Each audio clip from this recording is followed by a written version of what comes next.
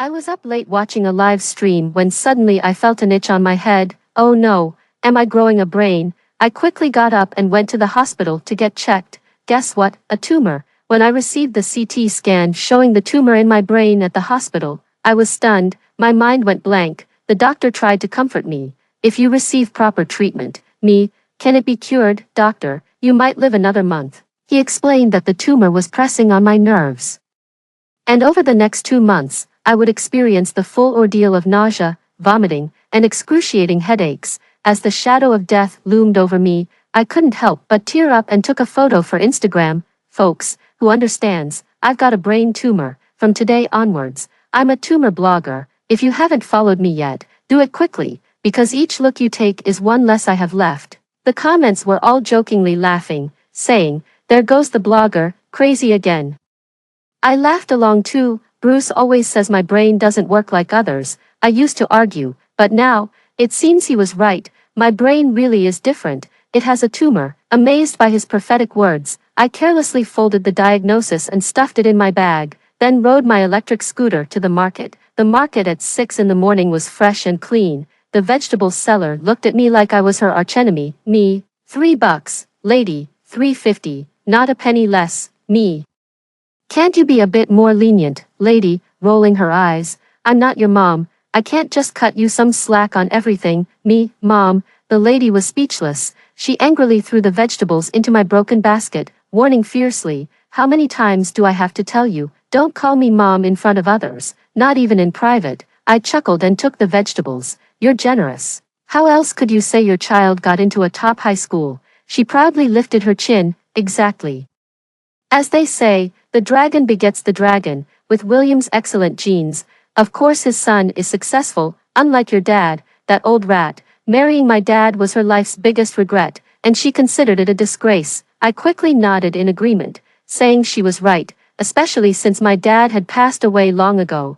I returned to my ramshackle old house in the alley, prepared a stew with $5 worth of ribs and $1 worth of radish, fried a plate of $2 greens, served up 2 bowls of rice, and called out, "Dinner's ready." I sat down, tasted the greens I had cooked, true to my own cooking, delicious. I was enjoying my meal when I heard movement from the chair across. I pushed the rib soup towards it. "Eat up, then go to school." Look at the vegetable seller Williams family. Their son got into a top high school. You have to do well, aim for a top university. Stephen finally lost his patience, looked up at me angrily. "Rainey, you really treat me like your son." I shot him a look. "An elder sister is like a mother. What's the difference between you and my son?" He coldly replied, "My brother died long ago. Where did you get an elder sister from? You're just his lapdog, still fawning over him even after his death. Are you just being foolish?" What a rude kid. I placed a rib in his bowl. "I enjoy it. Eat your meat, and don't touch my vegetables." "I won't eat it." My face turned stern, and I commanded, "Eat." Seeing my expression, he was taken aback for a second, then slammed his bowl on the table and yelled furiously, "I said I won't eat. Rainey, can't you see how annoying you are? I don't need your care. Do you know what you look like right now? Get out of my house like a scurrying dog," he yelled. I stared at him, my eyes wide, perhaps my face a bit pale. He seemed like he wanted to come closer, but then he thought better of it and averted his gaze. "I told you to get out. Can't you understand simple human speech?" he snapped, sheepishly. I replied, "If you don't want to eat it, that's fine. How about stewed chicken for dinner? I heard from the lady at the market that it's really nourishing and good for the memory." "You," he said, staring at me in disbelief. I offered a conciliatory smile. "Don't be angry. The college entrance exam is just around the corner. Getting upset isn't worth it. It could affect your performance. Once you're done with the exams, I'll leave." I thought he would be pleased since he never really liked me around, eager for me to leave. Now that the exams were only a week away, I had already planned to leave afterward. I didn't want to spend the last 2 months of my life stuck here. But why wasn't he happy? Instead, his eyes were red as he stared at me intently, his voice strange. "You've been thinking this way all along, haven't you, Rainey? You were only nice to me because of my brother. You promised him you'd take care of me. Now that I'm an adult, you just can't wait to get rid of me." I paused, then added softly, "I just want you to do well on your exams, and so does your brother," I added. He looked at me silently for a couple of seconds. For a moment, I thought he was going to cry, but he just grabbed his backpack and left without looking back. Fine, have it your way. I sat at the narrow dining table, the food still steaming hot. I picked up a rib and started eating voraciously. Mumbling to the empty seat across from me, "Your brother is really hard to please." I thought of Bruce and figured if he were here, he would never refuse my ribs and would even praise them as the best. It's a pity he wasn't that lucky. Why did he have to die so young? Was he in a hurry to be reincarnated? Oh, I'm going to die too. My mom was right. The son of a rat will dig holes. But that's not entirely accurate, because the daughter of a rat will too, at the age of 2. After she was knocked unconscious and nearly froze to death one winter, she finally came to her senses. With a slap on her thigh, she locked me in the house and, taking advantage of a man's drunken stupor, she stole $500 and vanished without a trace. By 4, I was finding my own food. By 5, I was cooking, boiling noodles in clear water. The alkaline noodles from our small village were $3 for a big handful, enough to last a long time. After the age of 5, my body accrued many bruises and bumps. Once compulsory education was over, there was no need for school. The money I earned from working wasn't enough for his drinking and gambling, so he forced me to learn to steal money. True to being the daughter of a rat, I had a knack for it and rarely got caught. Getting caught meant a severe beating. If I was lucky, I'd get arrested and spend a few days in jail. Avoiding the beatings and getting meals, the police officer would look at me with a headache, trying to steer me onto the right path. I'd just smile at him. "Sir, I'm already an adult, so just let it be for a few days." The officer, exasperated, would be at a loss for words. They all knew about my situation, the folks in town. They'd helped me since I was young. But they were outsiders after all. They couldn't always protect me. I thought about leaving, but I didn't even have enough money for a bus ticket. Moreover, where could I possibly go after leaving? Bruce was my last slip-up, that tall, lanky teenager with bleach-faded clothes, working on a construction site, his skin sunburnt and peeling, yet always smiling at everyone. To me, he was just a big, naive guy, too easy to steal from. There's honor among thieves. I only take one card. Before I could even mockingly pull it out, a large hand grabbed mine, and those clear, black and white eyes stared at me. I was almost ready to be beaten up. Instead, he just stared at the bruises on my arm and my skinny, bony frame for quite a while, then grinned. "You want to come home with me, huh? Great. I was just missing a sister." Beside him, a boy immediately looked at me with suspicion. Steven was so annoying back then. I don't know what I was thinking, but I knew no one else had any expectations of me. Otherwise, given my frail body, I would have been sold off to settle gambling debts by now. All I remember is having the most satisfying and delicious meal ever at that cramped dining table that day. I gained a brother and a younger brother, too, and a home. They, too, lacked parents and were all alone. I never returned to that home. I learned to cook, to push Steven to study hard, and to wait for my family to come home. Though we weren't related by blood, we formed a peculiar family in that tiny space. Bruce was the most honest. Whenever it was time, I'd roll up my sleeves and start a big argument with the person opposite. After arguing, I'd find him just bowing his head, looking at me with a gentle smile. "What are you looking at?" Not even helping me. I felt completely justified. He would ruffle my hair and carry me home in a good mood. Thinking that would placate me. Our roles were always clear. Steven studied hard, Bruce worked every day, and I did odd jobs, saving up to open a small shop someday. Life was shabby, and we patched it together. Bruce always said he was just a scavenger, tables and chairs, all scavenged. I grabbed his hand and pointed at myself. "Even your wife is scavenged." He just smiled and said nothing. 3 days after being diagnosed with a tumor, I started dreaming. In my dreams, it was always Bruce's face, things from the past. I felt like he was coming to pick me up.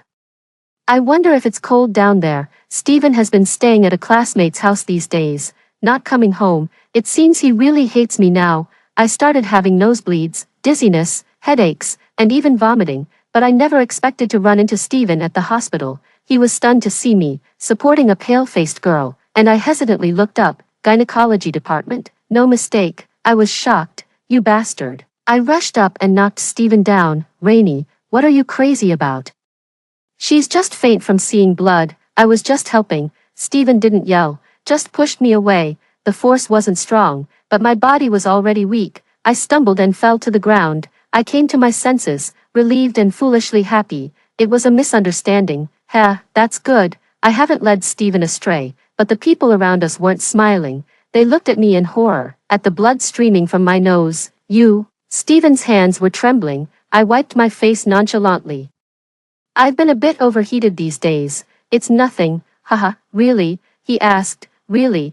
Then why are you at the hospital? And you, why are you at the hospital? I'm here for a physical examination for the college entrance exam. Wait, I'm asking you, getting smarter. I thought for a moment, just a cold, came to check it out, but it's nothing serious. Seeing that he was about to ask more, I preempted him. Oh, and remember to go home after your exams. I'll cook a meal for you since I'll be leaving soon. He stopped talking. I felt like he was about to cry. Damn it, the tumor in my head is causing hallucinations. I'm not worried about Steven's grades. As Bruce used to say, he's naturally cut out for academics, so I'm preparing to properly say goodbye to him. I owe him an apology. If it weren't for me, he wouldn't be without a brother. One day I overslept by half an hour, skillfully tilted my head back, wiped the blood from my nose, and savored the strangely warm taste of blood in my throat. Looking up at my pale face in the cracked mirror, I forced a smile and posted on my blog, "Tumor goes round, pain every day." The comments section burst into laughter. An old fan joked, "Who would have thought this funny blogger used to write love diaries?" I silently curled my lips and liked the comment, riding my electric scooter through the dilapidated alley, a route almost ingrained in my bones, because this place used to be my home. I picked and chose, bought a heap of vegetables. The vegetable seller eyed me warily, as if guarding against a thief. 25, not a penny less, she declared, ready for a lengthy haggle. Beep, $25 received. As she looked on in astonishment, I turned and left, unnoticed by me. The crumpled diagnosis report fell into the pile of vegetables as I pulled out my phone. I carefully bought some pork belly, planning to cook a dish of braised pork, a dish I've wanted to eat for a long time. But I always feared using up Bruce's compensation money, afraid Steven would end up without tuition fees. Just like me, with nowhere to turn, I meticulously prepared the dishes, stir-fried greens with garlic, fried the meat until the fat rendered, added star anise and sugar. The small pot bubbled. Tonight's lotus root soup. The kitchen was bustling yet silent, so much so that when I finished setting the table, I noticed Steven standing quietly at the doorway. He and Bruce didn't look much alike. Bruce was gentle with thick eyebrows and big eyes. Steven's features were sharper, more edgy. I smiled. "You're back today." Steven was very quiet, not mocking me as usual. I still served him food, casually saying, "There's still 100,000 left in the account from Bruce's compensation, I've calculated, and it should cover your 4 years of college." But wasn't the compensation only 150,000? It's been 3 years since my brother died. I smiled slyly. "I'm good at saving money, right?" His eyes reddened. "I don't want it. You keep it." "Nonsense. How will you pay your tuition fees if you don't take it?" I frowned. "I've already found a summer job, Rainey. I don't need you to take care of me anymore. I can earn my own money," he said, his gaze unwavering.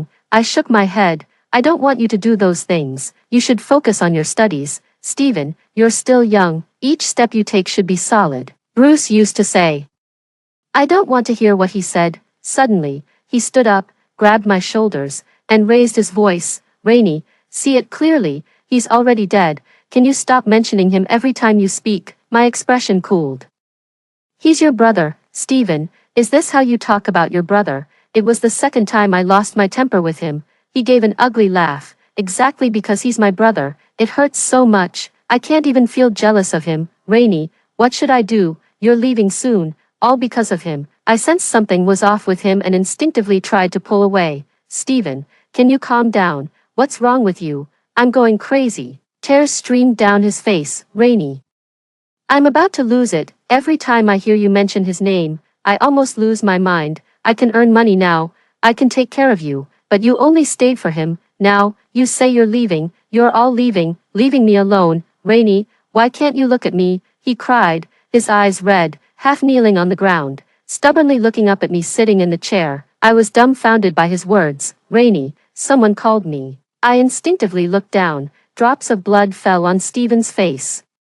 He looked at me in horror, panic in his eyes like I had never seen before. Don't panic." I clumsily tried to wipe the blood off his face, comforting him. It's just a nosebleed, just a nosebleed. Stephen, can you hand me a paper? I was a bit blurry. He didn't respond, muttering as he looked around. Paper, yeah, paper. Then he frantically pulled out his phone. Ambulance, right, ambulance. Once he got through, he shouted, help her, at 28 London Road. Please help her at 28 London Road.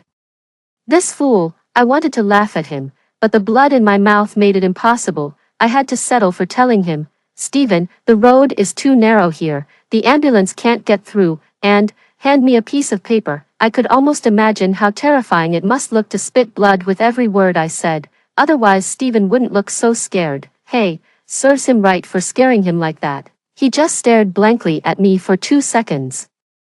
Then stuffed a wad of paper into my arms and suddenly picked me up and rushed out the door. My little electric scooter couldn't bear the weight of 2 people, so he carried me to the roadside, trembling as he whispered to me, Rainey, don't die, don't die, I'm taking you to the hospital right now, don't die. Holding a wad of paper, I could no longer speak. Blood was unstoppable from my nose and mouth. I felt a bit of pain. At night, the cars passing on the road blared their horns.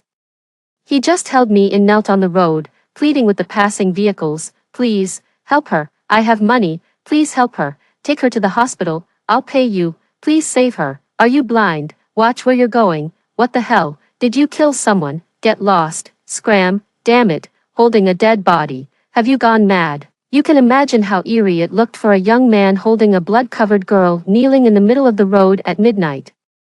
Drivers forced to stop cursed loudly before getting scared, jumping back into their cars, and speeding away. Some even yelled at him louder and more harshly. He didn't argue, as long as someone could get me to the hospital, as long as someone could save me. But that was Stephen, proud Stephen, covered in thorns. Anyone who dared to speak against him would be met with a full burst of spikes, leaving them battered and bruised. Yet that day, he held me in his arms, kneeling in the middle of the road, begging countless people, constantly murmuring to save me. The young man always held his back straight. I knew he was afraid that without Bruce, if he bowed his back, everyone would think we had no one to defend our home and take advantage of us. Like that time I was almost dragged into an alley. He rushed over, nearly beating the man to death, until I pulled him back. After filing the police report, I couldn't help but advise him, in situations like this, you should call the police. Not resort to violence. Rainey, are you stupid? He was attacking you, and you expect me to just stand by and call the police? He was twice as loud in his anger. Of course, I understood, but have you thought about it? You're still so young, you shouldn't have a criminal record for excessive self-defense, at least not on my account. He didn't speak to me all night, and I was startled the next day to find Stephen sitting in the living room, having not slept at all. I saw him lift his eyes, red and bloodshot, staring at me, word by word, like a young wolf baring its fangs. He said, Rainey, I only know one thing. If anyone dares to bully you, I'll kill them. The still naive Stephen raised his fists for me, and at 18, Stephen bowed his back for me. Warm liquid fell on my face, and I thought I was hallucinating. I never imagined a tumor could have the same effect as a fungus. It was a strange feeling. Because I saw Stephen crying, I wanted to reach out. I wanted to comfort him, telling him not to be afraid, that it was okay, that I was still fine, but I couldn't speak. My consciousness was fading, and my vision blurred. Stephen kept calling out to me, Rainey, don't sleep. Please don't leave me alone. I'm begging you. Please don't sleep. You promised my brother you'd take good care of me, right? I'm begging you, don't leave me. He sobbed. When he couldn't stop a car, he carried me and ran kilometers on just his legs. How could he possibly finish the run? I finally couldn't keep my eyes open any longer, and with the last glance, I saw the headlights shining toward me. Someone got out of the car, a bulky figure, carrying the scent of various vegetables from the market. I dreamed of Bruce again, but it was that summer I could never bring myself to recall. I celebrated my first birthday in my life. Stephen sulked beside me blowing up balloons, cheap as cabbage. He watched the store at the school's snack shop for a long time to earn them. There were 19 balloons, 19 different patterns. I stood with my hands on my hips, commanding Bruce to carry me to clean the high windows. Stephen grumbled, who organizes their own birthday? Isn't it always others who surprise you? Ha, that cheeky boy. I held Bruce's hand, triumphant. Family vote, 2-1, minority obeys the majority. I'm happy. Stephen objected. It's only because you forced my brother. I turned and asked him, did I force you? He lowered his head, smiling.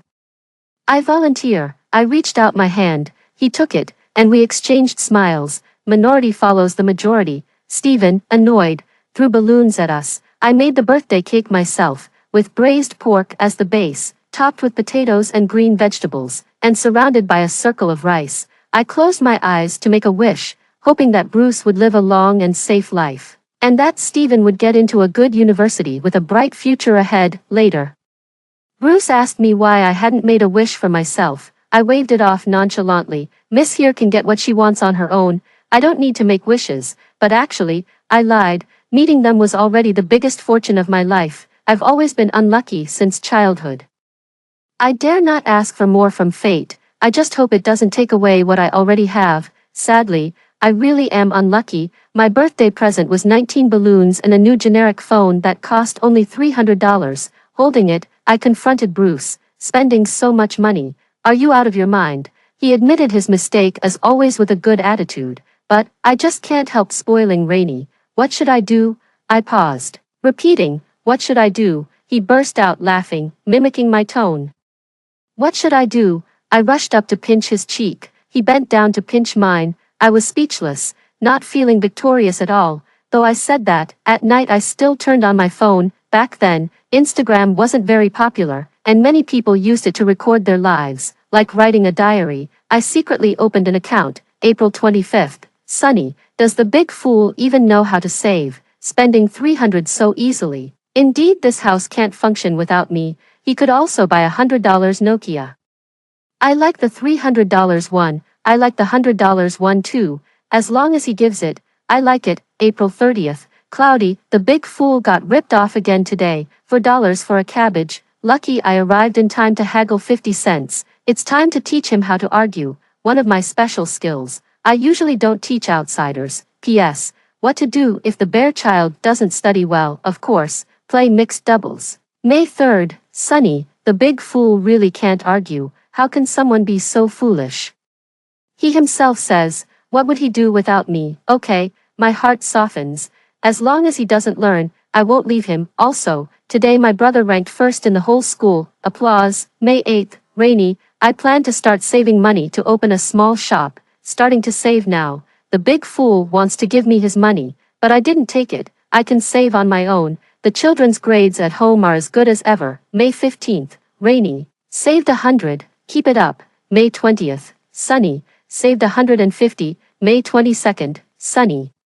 160. Big fool, can you never learn to argue? May 28th. Cloudy, saved 200. He wished me a happy birthday and told me, Rainy, may you be happy forever and ever. Fool, your blessings are delayed. They won't work. Don't you know? June 1st. Cloudy, the kid is in the first year of high school, but we still celebrated Children's Day for him. Who made him so childish? When will he grow up? June 5th. Stormy, the big fool is no longer called the big fool. His name is Bruce, my beloved, on June 5th. The sky looked heavy, as if it was about to pour rain at any moment. Stephen and I were getting ready to go pick up Bruce. He's always been too kind-hearted, lending his umbrella to others and then forgetting to ask for it back. Later, I learned that those who took the umbrellas might not even have a place to sleep under cover during the summer. He didn't forget, he was simply doing the right thing. I didn't expect to run into my dad there. He charged at me with a knife. His face twisted as he barked, "You heartless girl, just like your mother, finding a man and not giving me money to spend. I can't live like this anymore. You're going to die with me." This wasn't the first time I'd encountered him. The day after my birthday, I noticed someone lurking near me, someone following me. I walked faster and faster, then heard that devilish voice, "Rainy." I turned around in terror. My dad, in tattered clothes reeking of alcohol, stood less than 2 meters away from me. I mustered my courage. "What are you doing here?" "Of course, I came to get some money to spend." "You brat, I didn't expect you've grown so capable, seducing men. Come on, give me the money he gave you," my dad said cheerfully. I frowned. "It's not like that between us. I don't have any money." "What? No money?" My dad's face soured immediately. He shouted fiercely, "No money? What are you doing hanging around here then? Go back and steal some money to pay me back." "I won't go. It was the first time I had replied to him with such firmness. This is my home, you've grown too bold, you brat. My dad moved to slap me as he spoke. I instinctively stepped back and bumped into something warm. The expected pain didn't come. Instead, my dad's hand was firmly grabbed. It was the first time I saw Bruce's gentle smile disappear, replaced by a touch of indifference as he shielded me in his arms. Expressionlessly facing my dad seemed intimidated. Especially by Bruce's taller stature, and by Stephen, who had somehow found an iron rod to wield from behind. You just wait. He retreated a few steps, scared, threw out a harsh threat, and ran off without hesitation. My legs went weak at that moment. Bruce held me close, gently patting my back, soothingly coaxing, "Don't be afraid, Rainey, don't be afraid. He's gone now, I'm here. Don't cry. It hurts my heart when you cry." It dawned on me then, and I realized. Stephen stood in the corner across from us, also looking at me in surprise. It turned out, I had already been crying, years of fear and injustice shattered in that moment, and I sobbed uncontrollably in Bruce's arms, doing something I had scorned for over a decade. I complained to him. He hit me. "Bruce, it hurts so much, I'm so afraid of pain." I was a mess of snot and tears, looking ridiculous and pitiful, thinking he would surely laugh at me, but he didn't. Instead, he just held me tenderly, whispering in my ear, "It won't hurt anymore. It will never hurt again. No one will ever hit you again. What if someone does?" he said. "I will stand in front of you, then, let them hit me until they're too tired to hit you," I said, and I laughed, a laugh mixed with relief. He laughed too, and without any disdain. He wiped away my tears. "Once you laugh, you're not allowed to cry anymore." But I meant what I said. If someone hits you, I'll definitely be there to shield you. He meant what he said. So when I saw the knife plunged into his stomach as he fell down the stairs, all sound vanished from my ears. I couldn't hear Stephen's agonized screams, nor the dreadful cry of my father as he hit the ground. There was only one thought in my head: "Rainey, you really should die." What does it look like when someone falls to their death? Their bones shattered, their body twitching, blood flowing from every orifice. In excruciating pain, I knelt before him, my whole body trembling. That day, I learned another harsh truth. When pain reaches its absolute limit, you can't even cry, let alone speak. Even your consciousness begins to falter. This fool, he still tried to struggle and say something to me. I lowered my head as his warm, blood-stained hand covered my eyes. I hated him because, even at that moment, he was trying to make me laugh. He said, "Rainey, don't look, it's ugly." Tears fell through the gaps between his fingers as I choked up, wanting to scold him. "Bruce, trying to make me laugh at a time like this? Are you trying to torture my heart?" He apologized as quickly as ever. "Sorry, but you look so beautiful when you smile. Crying doesn't suit you, so please don't cry." I tried to smile, but tears uncontrollably streamed down my face as I watched him. He smiled too. "Rainey, it's not your fault. Remember, it's never your fault." He spoke to me but looked at Stephen. The ambulance arrived quickly, but not as swiftly as the Grim Reaper's scythe. The last person Bruce saw before he died was Stephen. No one knows what they said to each other. It happened at a construction site, which was unrelated, but still.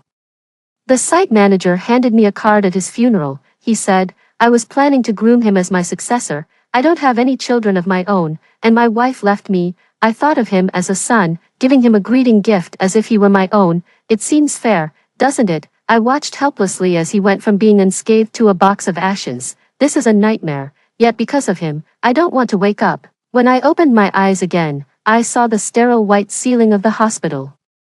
The smell of disinfectant both familiar and foreign. The kid in the next bed was playing King of Glory.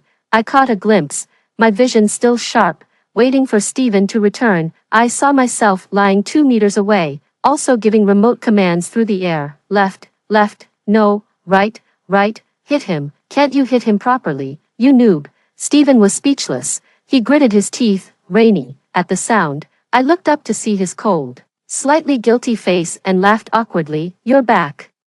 I just thought it was heartburn, but now that I'm awake, I feel like I could eat 2 cows. Really, shouldn't stream those edge-of-your-seat broadcasts at midnight. Causes heartburn." He sat in front of me, unamused, his eyes reddening. "Rainey, am I stupid? Still lying to me now?" Sheepishly, I replied. "You knew," he said. "All that blood, don't talk about heartburn, even going to a grave wouldn't produce that much, I acknowledged. I'll be more careful next time, and then, he asked.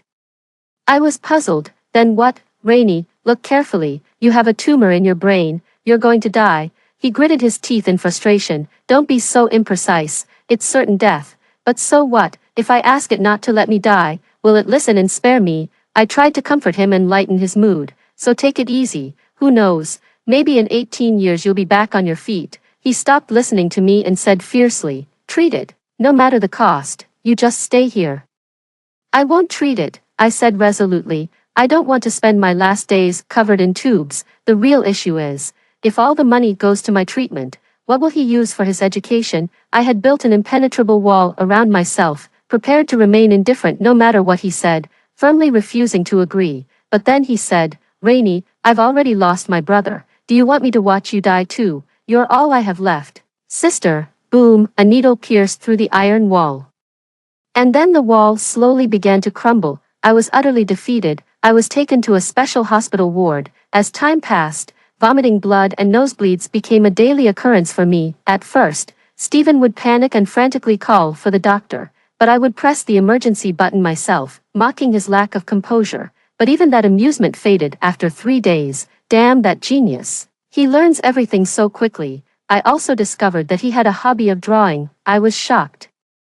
Why didn't I know? Over the years, I could predict what Stephen was about to say just by his pout. It was impossible that I didn't know, or rather, he had never taken a pencil or a piece of paper in front of me, and his room was his private space, which I never entered. Stephen was still obstinate. Why do you need to know? His pencil moved, and although it was just a cheap sheet of draft paper, he made it seem like it was worth so much more. I was paralyzed with curiosity. Let me see. No. TCH, what a miser, who cares? I turned away and ignored him. Many afternoons passed like this, with the sunlight streaming in while I dozed off, listening to the rustling sound of Stephen's pencil. That genius, always busy even after exams. Thankfully, despite the boredom here, the hospital food was quite good. I was vain. It's just slightly worse than what I make. Thinking about this, I remembered the pork belly and lotus root soup we hadn't started eating that night. Damn. I should have had a few bites earlier. After all, it's just blood that I throw up, not the food. Such a loss. Stephen was combing my hair, knowing that after today, it would all be shaved off. Uncharacteristically, he wasn't bickering with me and gently said, when you're better, we can eat together again. I didn't respond to him, just enjoyed my meal from the food tray. After a long while, he spoke again. Rainey, I'm the first person to ever comb your hair, and the only one. The cost of staying in the special ward and treatment was frighteningly high. $70,000 just vanished in a month. Why 70,000? Because I had hidden the other 30,000. Stephen asked me fiercely, and I replied with a smile, Stephen, let me go home. I was quite comfortable there, mainly because there was internet there. You wish, Rainey, he retorted, you cannot die. He stated it with finality. But hearing him say this, I knew this kid hadn't been beaten down by society yet. He didn't understand that just wishing something away doesn't make it disappear. Without money, wouldn't he still have to be sent back with me? I spent those days in a surprisingly good mood, waiting for some good news, and good news did arrive. The bad news, however, was that the good news was about Stephen becoming the top scholar of the province. The county school was overjoyed, celebrating with drums and gongs, showering Stephen with $400,000, not just from the school, but the city and the province wanted to reward him too. In the blink of an eye, the kid became a millionaire. With a grand gesture, he sent me to the hospital for 2 months. I gritted my teeth in frustration. Damn those top students. He became wealthy. He said, Rainey, look, I can take care of you now. Ah, true to our shared blood, equally foolish. Birth, aging, sickness, death. Could his wealth change any of that? My pain became more frequent, and chemotherapy sessions were excruciating. Each one made me wish for death, causing me to lose 30 kilos in just 2 months. I was practically a skeleton now. Stephen, when he touched me, treated me as if I were something fragile. He no longer spent his time painting. Instead, he spent night after night by my bedside. His eyes were bloodshot, maybe from staying up. Luckily, even in great pain, I still wasn't picky about food and ate well. One day, Stephen lifted me into a wheelchair to take me out for some sun. He stepped away for a moment to handle some paperwork. A plump figure abruptly entered, paused upon seeing me, and hastily retreated. My voice sounded almost demonic. "Auntie," the vegetable-selling auntie sheepishly walked in. Seeing my emaciated form, she froze, clutching her lunchbox tightly. Perhaps she couldn't believe that the little tyrant who used to argue with her over 50 cents for half an hour was now just a skeletal frame in a narrow wheelchair, with too much empty space. Her once vibrant face now pale and clearly showing signs of impending death. She opened her mouth to speak. "Is it really confirmed?" I replied with a smile. "You've been bringing meals for 2 months, isn't it obvious?" She stood there, stunned, staring at me blankly. I took the lunchbox from her. It felt heavy, or perhaps I was just too light. Opening it, I was greeted by the aroma of meat porridge. Though it was too bland, my mood instantly improved, and as I ate, I commented, "Today's meal is good, but the meat isn't tender. Remember to use tenderizer." I rambled on, a bad habit Bruce had nurtured in me because he never stopped me, making it impossible to break. It was all his fault. The vegetable-selling auntie didn't respond, just stared intently at me. Her middle-aged, plump face bore a slight resemblance to mine, but now it suddenly contorted in anger, and in a sudden outburst, she knocked the lunchbox from my hands. "Stop eating," she shouted. I looked up in confusion. "Why eat? A scourge that lingers for 1,000 years. Your dead father lived to that age. You're his daughter. How could you possibly die so soon? It's good that he died." She paced back and forth, finally bursting out laughing. I was shocked. "You?" Because she started cursing vehemently. "What a terrible hospital, such expensive equipment, and it gives inaccurate readings, just deceiving ordinary people for their money, incompetent doctors, broken machines, lousy hospitals, rotten luck." She cursed everything she could think of, eventually directing her anger at her own miserable life. Then she burst into heavy sobbing. "Why did you even have to die? Why did I even give birth to you? I knew this, I wouldn't have had you. I didn't want to care about your suffering. What does it matter to me? You still carry the blood of that bastard father of yours." But, she started crying again, sitting on the ground, oblivious to the stares of passers-by, crying hysterically. "But why did you have to die, Rainey?" I silently handed her a tissue. She didn't cry for long before she stood up, picked up her lunchbox, and quickly said, "I'll go make another one." She left so quickly, I couldn't even see if her tears had dried. Once the hospital room quieted down, I noticed Stephen, who had been standing at the door without my knowing. A gentle breeze stirred his sleeves, and I realized he had lost a lot of weight. Chemotherapy was back. The illness hadn't improved. I felt like I was going mad from the torment. Several times I screamed, wanting to escape. Stephen held me tightly from behind, his tears falling on my neck, crying silently. In the end, the torment made me want to find someone to blame. I wanted to hate my doctor and the nurse who administered my injections. The chemotherapy was so painful, but they just didn't want to give up on my life. I wanted to hate my mother, who made meals for me every day, rain or shine. She had left me so decisively back then, and now she was pretending to be the good person. But if she hadn't left, she would have just frozen to death on some cold winter night. She reappeared the year after my dad died, and we acted like strangers, fighting over pennies. Yet clearly, we should have been the closest of people. I don't forgive her, but I don't hate her either. I wanted to hate Stephen, who always spoke harshly and pressured me during my chemotherapy. His words were so venomous, even though I was so good to him, and he still was harsh on me. But only if I didn't know he did it to push me away, not wanting to become a burden to me. The one I should hate the most is my father. All the misfortunes of my life stemmed from him. I hated him so deeply, wishing I could exhume and whip his corpse, but he was already dead, and he had taken away the boy I loved most. Looking back on my life, I couldn't find a living person who could bear my resentment. The living, they seemed to have done nothing wrong, so why was my suffering still so immense? Thus, I tried to love life. Without Bruce, I became someone else. I even started watching live streams of bodybuilders late at night, commenting, "Wearing so little.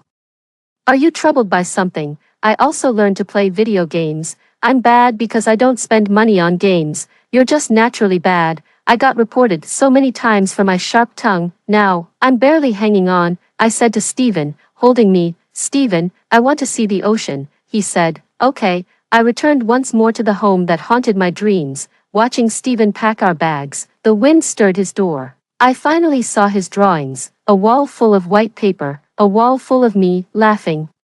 Angry, shy, surprised, fierce, naive, proud, vain, but notably, none of me crying. At some point, he came up behind me, his voice hoarse as if it took all his strength to say, "Rainey, I like you." Such a rebellious statement. If Bruce were still here, I'd definitely drag Bruce with me to beat him up. If it were 3 months ago, I was determined to educate him about his thoughts. But now, I'm close to death. Why should I let him suffer any more? So I commented with a smile, "Nice taste."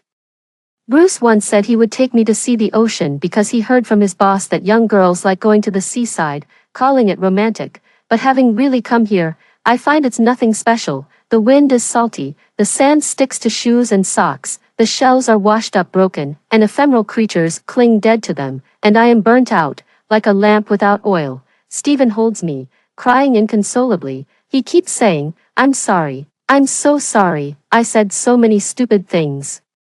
I even made you angry. I'm such a jerk. But Rainey, why do you all have to go and leave me alone?" His childish behavior made me laugh in exasperation. I comfortingly patted his back and said the same thing I told Bruce. "It's not your fault. I know everything. You're not to blame." In a daze, everything before me vanished. The sea water turned clear and blue, the shells gently expelled their flesh, and the sunlight was just right. I saw the boy from my dreams approaching me. He looked the same as before, watching me with a gentle smile. I was startled, and tears fell as I both cried and laughed. Why did you only come to fetch me now?" I complained to him again. "You have no idea how painful chemotherapy was, Bruce. Why did you only come now? I missed you so much, for so many, many years. I'm sorry." He touched my head. I said, "I'm bald. So ugly." He laughed. "You look beautiful. Rainey is the most beautiful." He bent down towards me. And I happily threw myself onto his back, easily carried by him. I happily asked, "Where are we going?" He gently replied, "To see the sea, the sunrise, to see you, Rainey. Is someone calling me?" I turned back blankly, but there was no one behind me. Rainey is gone. She died in my arms. Her arrival was an accident.